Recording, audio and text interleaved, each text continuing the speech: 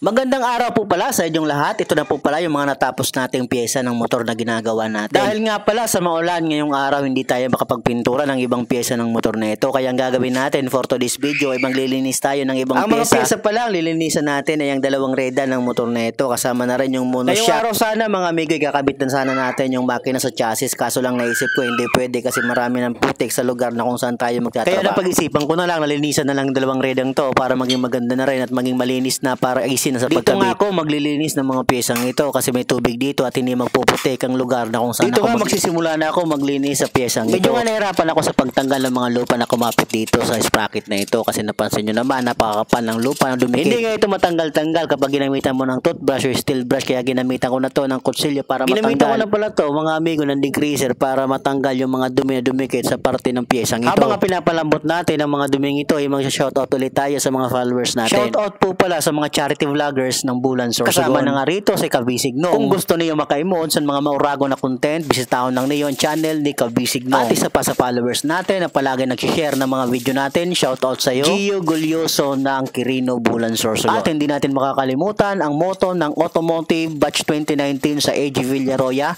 use the right tools for the right job. Malapit ko na nga matapos ang piyesang ito, so napansin nyo naman medyo makinis na pero hindi talaga matatanggal yung mga dumikit na kalawang sa rim niya. Pero at least kuminis din ng kaunti ang piyesang ito. Sa paglilinis pala ng ganitong piyesa, kinakailangan ng tiyaga at sipag para matanggal ang mga dumi. Pagkatapos nga nating linisan, in-inspection na natin kung anong mga piyesa ba ang papalitan natin dito. Isa sa napansin ko, ang kanyang rotor disc ay manipis niya, so papalitan natin tapos na pala tayo sa piyesang ito at isusunod natin yung isa naman. Habang pinapaikot-ikot ko ang piyesang ito, naisip ko isa na lang palitan na ito ng buo. Pero sigurado magastos pagpapalit na ito ng buo, kaya gagawin natin, sisikapin na lang natin na malinisan at matanggal ang mga dumikit na dumi sa piyesang ito. Habang nga ina-applyan ko to ng pinagbabawal na technique, so magsha-shoutout ulit tayo sa mga followers natin. Shoutout nga pala sa followers natin from Pili Magallanes Sorsogon, John Lester Hita, shoutout sa iyo. At isa pa sa taga-subaybay natin, galing din sa AG Villaroya, shoutout sa imo, Mark Kevin Herola. At syempre, hindi natin makakalimutan, ang isa pa sa pamilya ng automotive sa AG Villaroya, shoutout sa imo, Falconaya. Siguro napansin nyo naman na makapal na yung kalawang sa parting to, so mahihirapan tayo tanggalin yan. Kaya pala, napapalitan natin dito ang kanyang gulong kaya medyo manipis na siya, so papalitan natin yan. Natapos ko na pala yung dalawang pyesa, kaya susunod ko naman yung monoshock. Nung una nga mga amigo, iniisip ko na palitan na lang ang piyesang ito. Dahil nga sa nahirapan tayo maghanap ng piyesang ito, so ginawa ko, chinek up ko lang to kung pwede pa siyang gamitin. Ang monoshock pala nito mga amigo, wala pa naman taga, so ang tinatanggal ko lang dyan yung mga putik na dumikit dyan. Nakailang apply nga ako ng degreaser kasi hindi matanggal-tanggal yung mga duming kumapit dito. Sabi ko nga mga amigo, hindi tayo aayaw, tsatsagain natin to hanggang sa malinis ang piyesang ito. So napansin nyo naman, medyo makinis na siya at maganda. Habang nga tinitingnan ko ang monoshock na ito, ay naisip ko baka ang susunod kong video ay install na natin yung makina sa chassis. Maaga pa naman nang natapos tayo mga amigo sa paglilinis ng mga piyesa. Kaya nga naisip ko isunod na ang piyesang ito kasi sayang naman ang oras kung magtatambay lang tayo. Ang tawag ko pala sa piyesang ito ay center post. Dito nakakabit yung knuckle bearing at dito rin nakakabit yung manibela at dito rin nakakabit ang inverted telescopic. At syempre kung bago ka pa lang sa aking channel, huwag kalimutan mag-like at i-follow at i-share ang video na ito